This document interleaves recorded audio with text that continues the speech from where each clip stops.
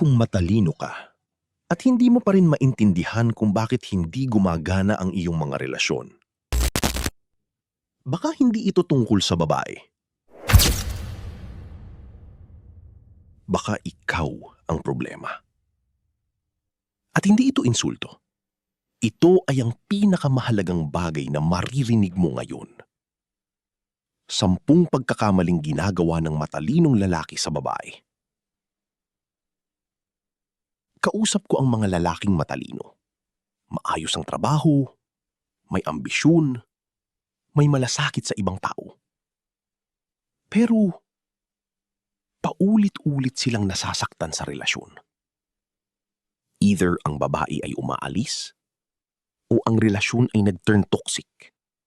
O mas malala, sila na mismo ang nawala. Nawala ang sarili nila habang sinusubukan nilang maging magandang partner. Nakilala ko itong pattern sa aking sarili din.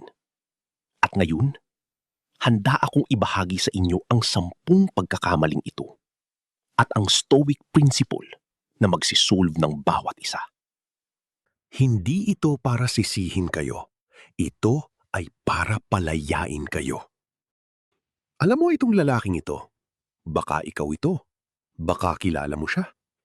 Palagi siyang yes. Walang sariling opinyon. Kahit ayaw niya, sasabihin, sige, ikaw bahala. At iniisip niya, kapag naging mabait siya, mamahalin siya ng babae. Ang nangyayari, kinaka siyang for granted, nawalan ng respeto. At ang babae mismo, hindi naman naghahanap ng manluluto at tagahatid. Naghahanap siya ng lalaki. Sabi ni Marcus Aurelius, ang isang taong naghahanap ng papuri mula sa iba ay hindi nakikita ang tunay na lakas, ang lakas na nasa loob niya. Ang Stoic fix, ang tunay na mabuting lalaki ay may sariling prinsipyo. Helpful siya dahil gusto niya, hindi dahil natatakot siyang i-reject. Itanong mo sa sarili mo bago ka mag-yes sa lahat, ginagawa ko ba ito dahil ito ang tama o dahil natatakot akong mawalan ng approval? Malaking pagkakaiba yon. Mistake number 2. Nagbibigay ka ng lahat sa simula pa lang. Nag-invest ka ng lahat. Oras, pera, emosyon, sa isang tao na hindi mo pa talaga kilala. Third date lang, pero pakiramdam mo na, siya na ang the one.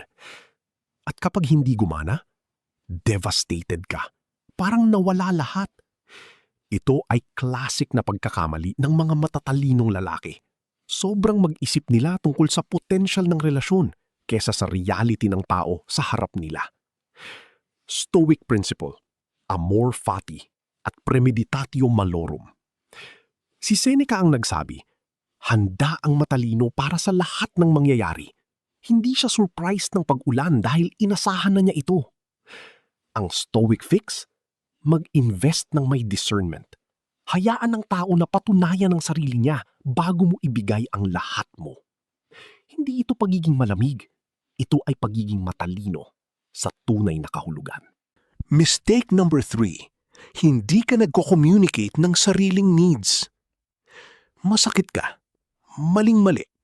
Pero hindi mo sinasabi. Nasaktan ka. Pero ngumiti ka pa rin.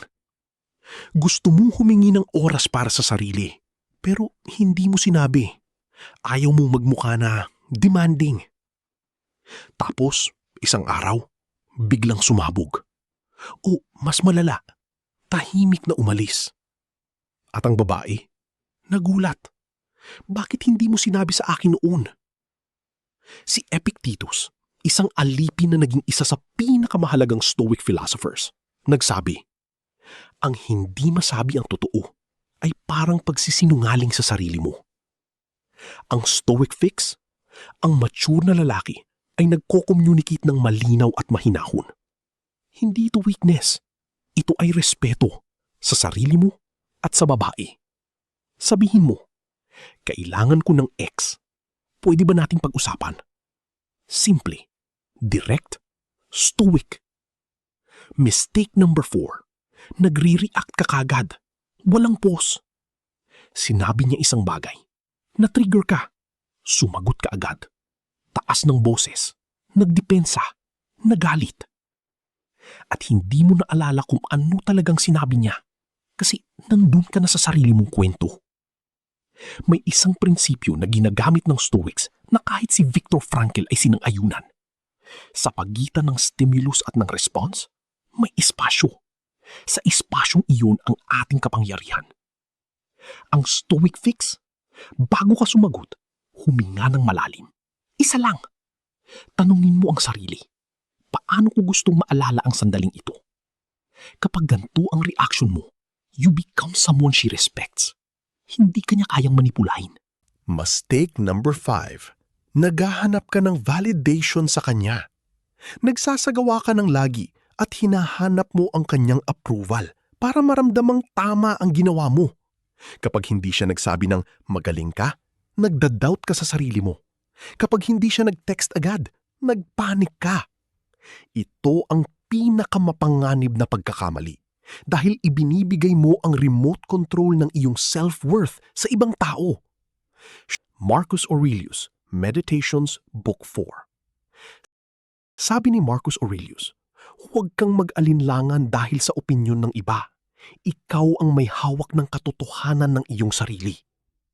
Ang Stoic fix, ang validation ay nanggagaling sa loob, sa iyong mga ginagawa, sa iyong prinsipyo, sa iyong integridad. Tanungin mo lagi, proud ba ako sa aking ginawa kahit walang nakakita? Kung oo, wala ka nang kailangang patunayan. Mistake number 6, inineglect mo ang sarili mo kapag may relasyon. Noon, may gym ka, may mga kaibigan, may passion projects. Tapos, nagkaroon ka ng relasyon at unti-unting nawala lahat yun. Ang buong mundo mo ngayon ay siya. At naramdaman niya ito at hindi ito maganda. Para sa Stoics, ang eudaimonia, ang pag-unlad ng tao, ay hindi nangyayari dahil sa ibang tao. Ito ay resulta ng paglinang ng iyong sarili. Si Epictetus ay nagsabi, una sa lahat, alamin kung sino ka. Pagkatapos ay gawin mo ang naaayon. Ang Stoic fix, huwag iwan ang mga bagay na nagpapalago sa iyo kahit nasa relasyon ka na. Ang lalaking may sariling mundo, mas kaakit-akit at mas masustansyang partner. Mistake number 7. Nag-iisip ka na magbabago siya. Nakita mo na ang red flags, pero sinabi mo sa sarili, magbabago siya. Mahal ko siya. Magbabago siya. Months na ang lumipas. Taon na ang lumipas. Hindi siya nagbago. At ngayon, ikaw ang nagbago para sa mas malala. Ang premeditatio malorum, ang pag-iisip ng maaga sa mga masasamang posibilidad, ay para dito. Hindi pessimism ito. Ito ay malinaw na pagkita. Si Marcus Aurelius ay nagsulat sa kanyang journal, huwag asahan ang iba na maging tulad ng gusto mo. Asikasuhin mo ang iyong sariling karakter. Ang Stoic fix, tanggapin ang tao kung sino siya ngayon, hindi kung sino ang gusto mong maging siya. Kapag nagpatuloy ka ng may bukas na mata, may kapangyarihan ka. Kapag nagpatuloy ka dahil sa pag-asa lang, biktima ka. Mistake number 8. Nakikipagtalo para manalo, hindi para mag-resolve. May argument kayo, at ang laban mo ay manalo. Patunayan na tama ka, patunayan na mali siya.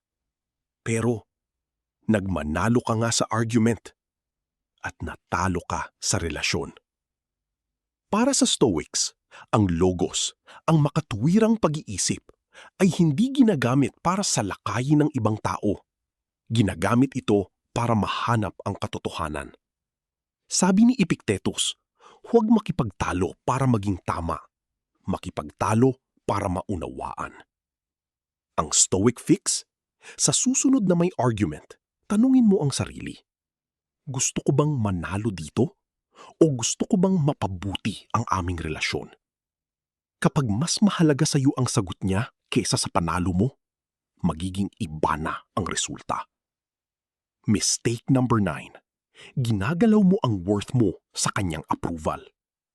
Iyan ay simple, ngunit masakit. Kapag pinahanga mo siya at hindi siya nag-react ng gusto mo, bumaba ang tingin mo sa sarili. Kapag pinili ka niya, magaling ka. Kapag hindi ka pinili, walang kwenta ka. Ang relasyon ay hindi barometer ng iyong halaga bilang tao. Para sa Stoics, lalo na kay Zeno ng Citium, ang nagtatag ng Stoicism, ang tanging tunay na mabuti ay ang virtue, ang iyong karakter, ang iyong pagkilos ayon sa prinsipyo. Hindi ang tagumpay, hindi ang approval, hindi ang relasyon. Ang Stoic fix, itanong mo sa sarili araw-araw, namuhay ba ako ng may integridad ngayon? Naging matapang ba ako? Naging mapagbigay ba ako? Kung oo, meron kang worth. Kahit walang nag-approve. Iyan ang pundasyon na hindi kayang kumalusin ng sino man.